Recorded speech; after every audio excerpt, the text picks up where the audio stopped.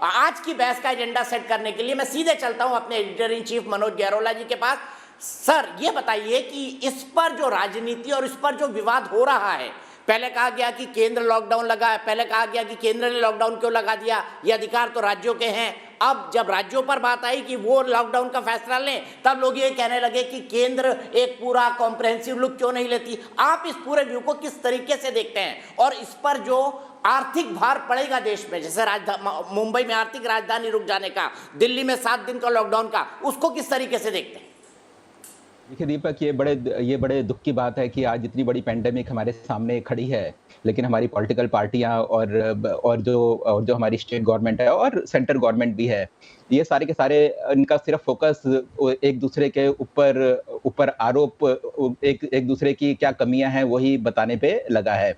मैं ये बताना चाहूंगा कि इस पेंडेमिक के बारे में पूरे संसार में किसी को कुछ नहीं मालूम। और किसने सोचा था फरवरी में, आपको ध्यान होगा कि टोटल नंबर ऑफ केसेस सिर्फ 9000 रह गए थे पूरे देश में।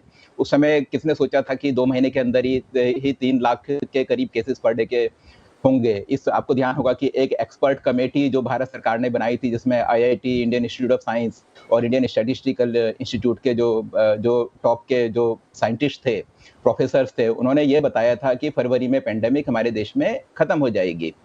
तो अब गवर्नमेंट के सामने और किसी ने भी, अगर जो विपक्ष है जो आज कह रही है कि भाई सत्ता पक्ष ने कुछ काम नहीं करा, हमारी जो इसके जो मेडिसिन हैं या जो इंजेक्शंस हैं उसका प्रोडक्शन रैंप अप कर सकते थे, या उसका जो वैक्सीनेशन को हम उस समय बढ़ा सकते थे, वो सारे के सारे काम वो आज ये लोग जो इनकी जो एडवाइस आज आ रही है अप्रैल में, मिड अप्रैल में, जबकि 3 लाख केसेस पर डे के आ रहे हैं, ये एडवाइस उनकी फरवरी में क्यों नहीं आई?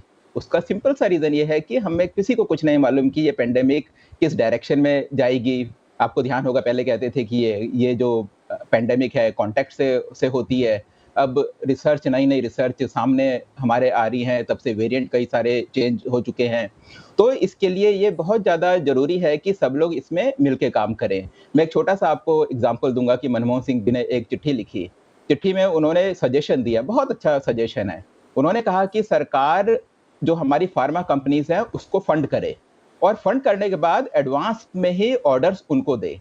दीपक, मैं एक छोटी सी बात आपको बताना चाहूंगा कि लेट अस अज्यूम फरवरी में अगर भारत सरकार इन्हीं फार्मा कंपनीज को फंड करती और इन्हीं फार्मा कंपनीज को अगर एडवांस में ऑर्डर प्लेस करती, तो वही तो मनमोहन सिंह जी की अपनी पार्टी कहती कि देखो कितना बड़ा स्कैम हो गया देश में, वो पहले तो इन कंपनियों को पैसा दिया, फिर इन्हीं कंपनियों से सामान खरीद लिया।